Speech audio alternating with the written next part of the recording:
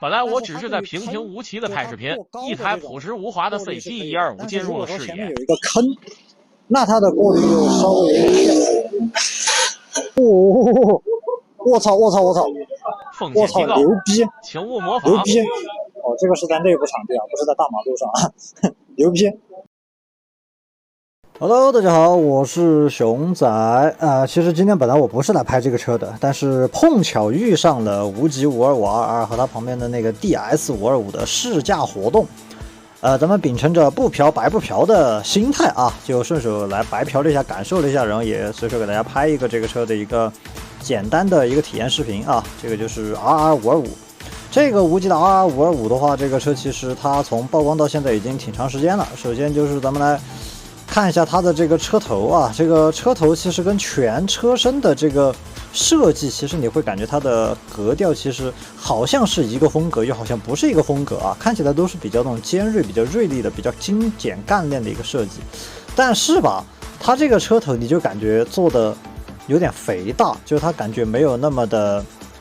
怎么说就没有那么的肌肉感，或者说就感觉有点宽，有点太大了。然后它前面这两个獠牙啊，这两个獠牙的设计我也持保留意见。它下面还有一个这个行车记录仪的预留口，但是它原厂并没有装。然后还有就是这个车的车大灯，它做的真的非常宽，它直接咧到了后面，但是车尾又做的很精简。然后它这个定风翼还做的是双层，上面这个定风翼是一个类似于碳纤维的一个纹路，下面的这个定风翼是类似于 GP 的那样的一个竖着下去的定风翼，就感觉有一点繁琐，就是定风翼这种东西，它不是越多越好的。你只是一个500级别的一个车，你做2个定风翼。然后咱们再来看一下它的一个刹车减震的一个配置，它的避震器的话是一个金色的倒置前叉啊，提供的也是余安的，重庆厂家嘛，用余安的这个无可厚非。然后搭配的一个布雷波的对向4活塞的一个卡钳，这个布雷波的卡钳贼好使，刹车力度特别的大，然后配合的一个是单边的一个大的刹车碟盘，然后标配有 ABS。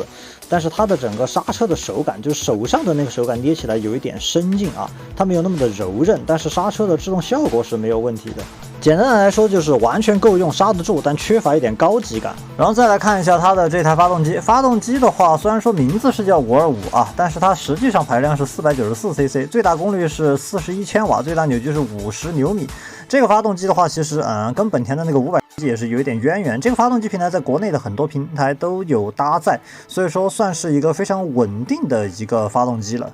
就基本上在品质方面不会有啥问题，但是这个发动机其实它的一个输出的调性，它并不是完全高转的一个发动机，它还是低扭是比较强的这个车。然后咱们再来聊一下这个车骑上去的一个感受，就是首先它的这个油箱啊做的很小很窄，这个油箱就是你看着在上面你跨上去，你会感觉这个油箱特别的窄，特别的好夹。然后整个车的话延伸一下，整个车骑起来它的一个轻巧灵活的感觉是非常不错的，就它骑起来感觉不像是一个500cc 的一个大车，你骑在上面感觉你骑的好像是一个300cc 左右的一个车。然后还有就是它的这个开机的这个动画啊，这个仪表的精致感也是不错的。它整个的仪表设计是非常简洁干练的一个风格啊，不像现在国产有一些车它花里胡哨的，而且这个车是带 TC 的，就可以看见它右边的这个 TCS 的这个在闪。场地太小了，没有太骑出来，所以这个地方就不给大家评价了。但是有总比没有好，是吧？然后它的这个按键的这些的话，做工的话，我觉得是不错的，质感特别的细腻啊，也是无极自家的，也没有用就是别家的像公模的那种。它整个的质感，包括仪表台啊这些的质感啊，整体的感觉都还是比较不错的。还有就是它的这个车把。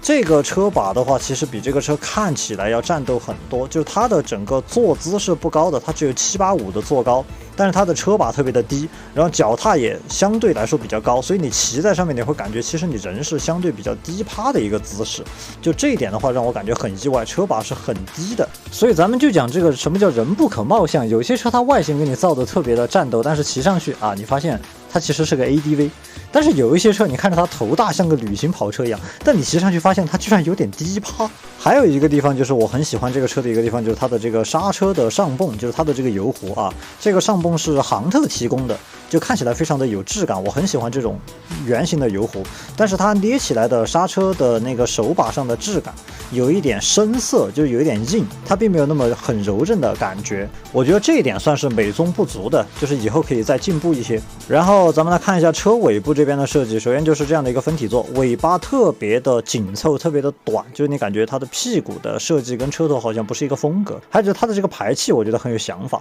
就它的这个形状看起来就像一个改装排气一样，你把这个 logo 挡住，它完全就是一个改装的排气管，而且它这个排气管是支持声音调节的，就是说它的排气管的后面有2个孔，你把那个孔调节了之后，它的整个声浪会改变，你把它完全拆掉之后，就相当于是消音阀拆掉之后，它的声音会有一点炸。然后再给大家说一下它的整个后轮的配置，是一个恶魔3的一个160宽度的一个后胎啊，这个后胎的话抓地力其实感觉还可以，就毕竟像那种半日绒的胎，其实抓地力都不会太差。然后前轮的话呢，是一个120宽度的前轮，就是放到这个级别的话，就是一个正常的配置搭配吧，没有什么就是特别可说的。然后是这个车的一个尾灯设计，这个尾灯设计的话，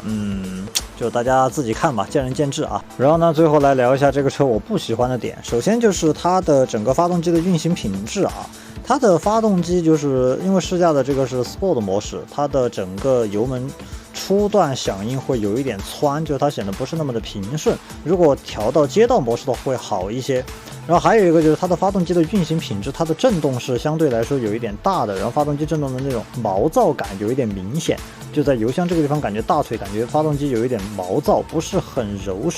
顺滑的那种感觉，有一点影响整个的驾驶质感。然后其他的槽点就是主要表现在这个车的外形设计了，就是主要就是这些。我觉得这个车的话，就是如果说你可以接受它的外形设计，那么它在这个级别，在这个价位其实是一个还可以的选择。就是毕竟作为无极，作为国产运动品牌里面品控相对来说还是比较有保证的这样的一个品牌的话，其实是可以买的。